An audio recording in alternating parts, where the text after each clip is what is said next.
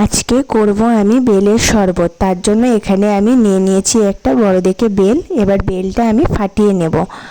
তারপর একটা চামচ দিয়ে সম্পূর্ণ শাঁসটা আমি বার করে নেব।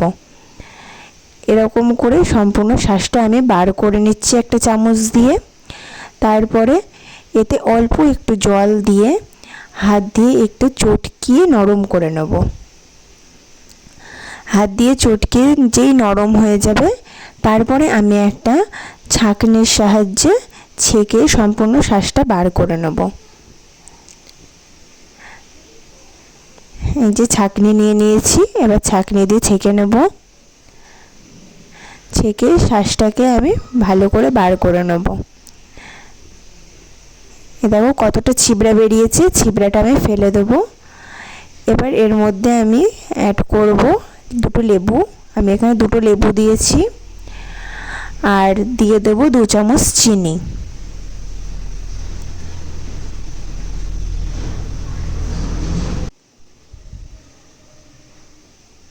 তারপরে দেবো একটু এমনি লবণ আর একটু বিট লবণ।